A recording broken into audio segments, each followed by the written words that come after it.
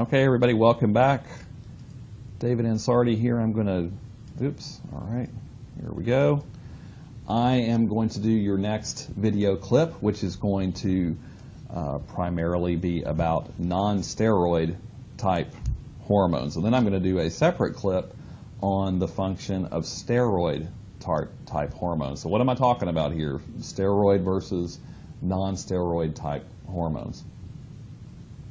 Well, let's talk about steroid hormones first, because we've all heard of steroids before. Steroid hormones are chemical messengers produced by endocrine glands that are hydrophobic and derived from cholesterol. So they don't like the watery-based fluids of your intracellular and intracellular spaces. They are fat-loving type molecules.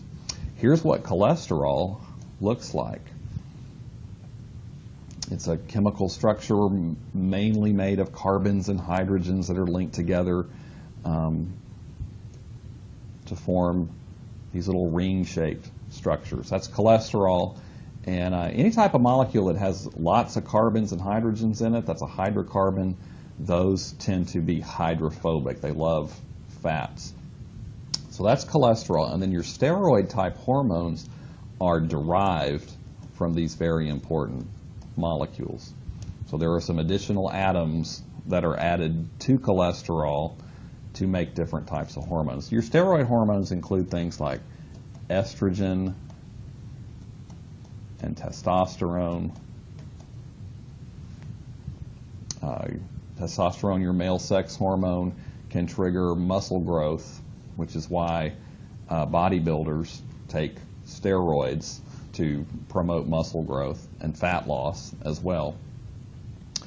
Another type of steroid hormone, cortisol, which is produced by your adrenal glands during periods of stress and causes many different effects on various parts of the body.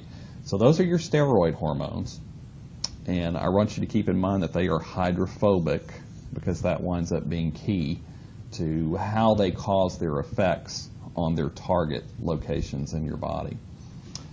Now, for the bulk of this particular video lecture, though, we're going to talk about non-steroid type hormones or amino acid based hormones. These are hormones that are built from or derived from amino acids. Hopefully you guys remember, yeah, of course you do, that amino acids are the monomers or the building blocks for proteins or peptides. A peptide is a short chain of amino acids. Proteins are longer chains of amino acids that fold up into complex three-dimensional structures. That tertiary structure, hopefully you heard a little bit about in Biology 201. So all of these hormones are derived from amino acids. Now, some of them may just be derived from a single little amino acid, and it gets modified in some way to make a hormone. A good example of that are your thyroid hormones. They're not peptides, they're not proteins, they're derived from single amino acids. Then you have other hormones that are peptides, little short chains of amino acids, and then many are these proteins that are longer chains and have complex three-dimensional shapes. Like you see down here, this is actually the three-dimensional shape of a single molecule of insulin, the hormone that is so critical for our glucose homeostasis, and which you'll be learning about in quite a bit more detail later in this particular unit. Almost all of your non-steroid hormones are hydrophilic molecules. I'm going to erase some of this scribbly scratch here. Hydrophilic versus hydrophobic over here for your steroid hormones. That's important to keep in mind. There is an exception, though. Your thyroid hormones, even though they're derived from amino acids, they're derived from a hydrophobic type of amino acid, and so therefore they are also hydrophobic, which means the way they exert their effects or cause effects on their targets is more like how the steroid hormones function. So keep that in mind as we go through these two video clips. Let's just talk about how hormones function in general. Keep this in mind throughout the unit, and for every endocrine hormone that you study, you need to, or you learn about, you need to know these basic things about its function, how it's produced, where it goes, and what the actions are that it causes, the effects that it causes on its target. So hormones are produced in responses to some type of stimulus. For example, insulin is produced by your pancreas when your blood glucose levels go up to higher levels. That's the stimulus or the trigger that causes that hormone to be produced. So the stimulus causes the endocrine gland to secrete the hormone. So in the case of insulin, the pancreas, you have certain cells in your pancreas called beta cells that produce insulin. The hormone then is transported throughout the body. It gets into your bloodstream, and then it exits the bloodstream from capillaries into tissues all over your body. Remember your body fluid back and forth from blood to interstitial fluids. And what that hormone will do, yes, it's traveling throughout your whole body, but that doesn't mean that the hormone acts on every single cell in your body. A hormone will act on a particular type of cell in your body if that cell has a specific receptor for the hormone. Okay, a receptor that binds the hormone with a lock and key type fit, that's required in order for that hormone to have an effect on a particular cell in the body. And if that happens, that cell is considered to be a target of that hormone. Now, that binding is not the end of the story, though. Remember, the endocrine system is involved in controlling bodily processes, so we've got to have some kind of a change, a response in that target cell that causes something else to occur, something new to occur. So in the case of insulin, insulin is secreted by cells in the pancreas, gets into the bloodstream, it binds on target cells in other parts of the body, which include cells of the skeletal muscle, liver, adipose tissue. And then those cells respond by taking up glucose from the bloodstream, okay, and lowering your blood glucose levels. And you're going to hear more about that story later, but that's just kind of putting what I just talked about into some kind of context. Okay, so let's see how does this happen when a hormone binds to a target cell? How does that lead to, in a general way, how does that lead to an effect within that cell? So we're going to be zooming in down to the cellular level, which gets to be a little abstract at times. And don't stress out about it too much. We're not going to get into a lot of gory details. Non-steroid hormone actions, and I really almost thought about calling this hydrophilic hormone actions, because it's really more about whether a hormone is hydrophilic or hydrophobic versus non-steroid or steroid. But these hormones do get classified in different ways. Okay, so as we already talked about, your non-steroid hormones, or almost all of them, are hydrophilic. They're amino acid based, and most are peptides and proteins, and those are hydrophilic type molecules. So guess what? What does that mean? Here's a little chunk of a cell membrane that you guys have seen, of course, many times before.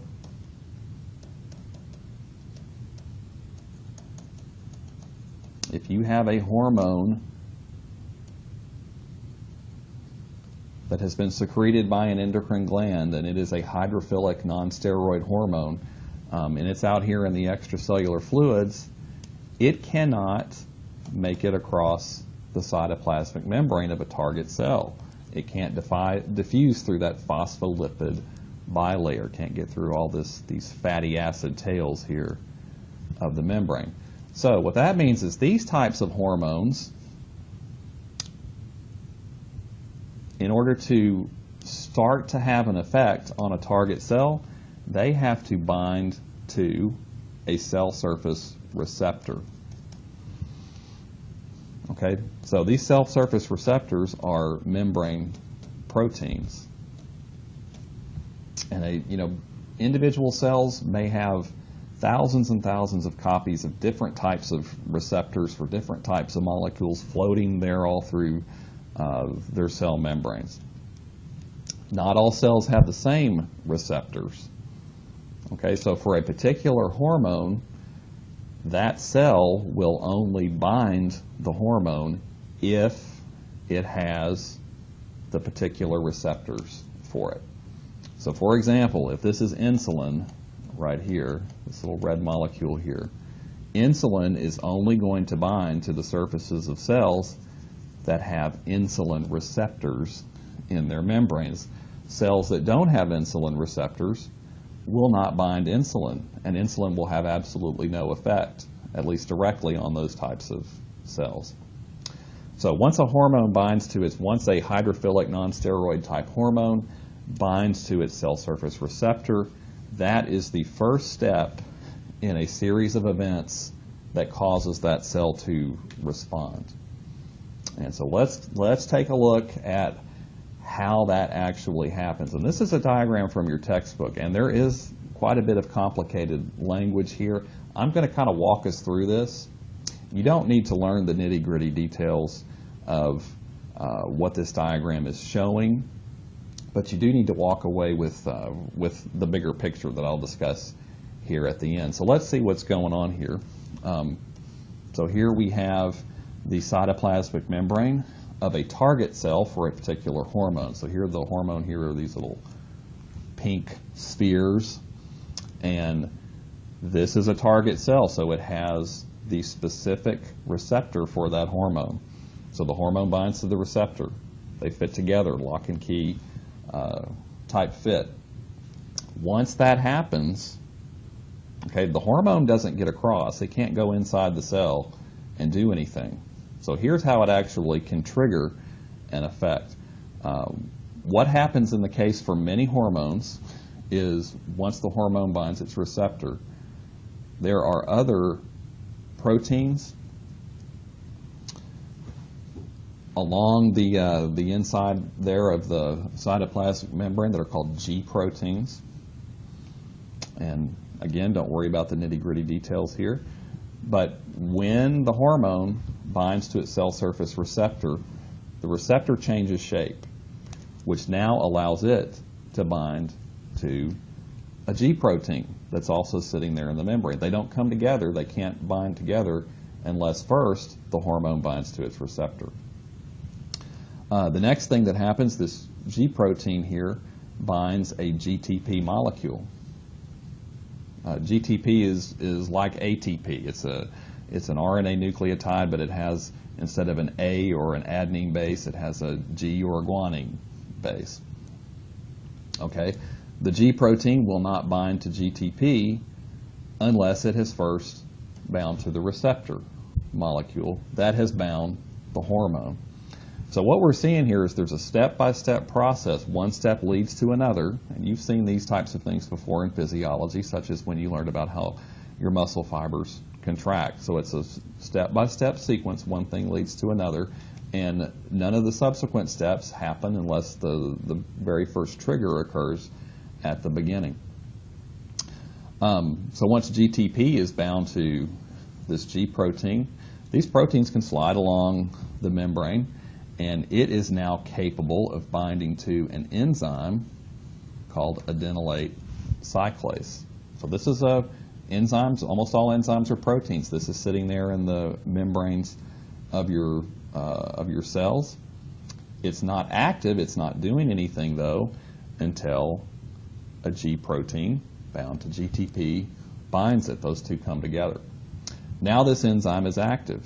And what it does is it takes ATP molecules and converts them to another type of molecule called cAMP. That stands for cyclic AMP, adenosine monophosphate. So it just changes the structure of ATP, rearranges some things, gets rid of a couple of phosphates. You don't have to worry about those details. And now these cyclic AMP molecules are going to lead to additional effects inside the cell. Okay, so let's take a look at what happened. Hormone bound to the receptor on the cell surface. We went through a series of steps, and we ended up with cyclic AMP molecules on the inside of the cell that were not there before. These cyclic AMP molecules are an example of what's called a second messenger. Okay, so they're going to continue to carry this message or this signal of the endocrine hormone into the inside of the cell. The hormone itself could not get across the plasma membrane. So it needs to trigger the generation of this, what we call a second messenger, that's going to now cause responses inside the target cell. So it's transmitting that message from the hormone. And what they're showing you here on the diagram is when cyclic AMP is produced, it now triggers inactive enzymes, so enzymes that are floated, called kinases, that are floating around in the cytoplasms of your cells in an inactive state, kind of like those blood clotting factors that float around in your bloodstream in an inactive state. They now become activated. They become active enzymes. Enzymes are chemical workhorses of your cells that can lead to all types of responses. So depending on the hormone and depending on the second messenger, depending on the target cell, this can lead to activation of other enzymes. It can cause the cells to start secreting something that they weren't secreting before. It can cause ion channels to open. It can cause cells to divide, etc. So, and then we're just looking at this in kind of a generic way right now for how these types of hormones cause effects on their target cells. There's a whole lot of variety in what those actual responses are. Another key feature of non-steroid hormone actions is you have tremendous amplification that occurs. So you can have just a little bit of hormone here binding to maybe just a few receptors on the surface of that target cell. But what happens is whenever that happens, that's going to lead to activation of these enzymes. These enzymes can be reused over and over and over again. So one single enzyme is going to make a whole bunch of the second messenger, whatever that may be. And then these guys can each activate a whole bunch of these other enzymes that are going to lead to the responses in the target cell. So you have amplification from a little bit of hormone to a whole bunch of these activated enzymes that are going to cause changes in our target. So keep that in mind as well. A little bit of hormone can lead to a dramatic response because of that. So again, don't get too freaked out over the details, but do understand that a hormone binding to the cell surface leads to a cascade of events, triggers the formation, the production of these second messengers that continue to carry the signal inside the cell, and those are the little guys who ultimately lead to these big responses that the target cells can make. Cyclic AMP, cAMP, is not the only type of second messenger. Calcium ions can be second messengers with other types of hormones and receptors. And then you have some types of fatty acids as well that can function as second messengers. And you may read about those as you're going through this particular chapter in your textbook. All right. My slide is slowing down here. I believe that is the last slide, though, for this particular lecture. The next one will be on steroid hormone action. So I will see you back for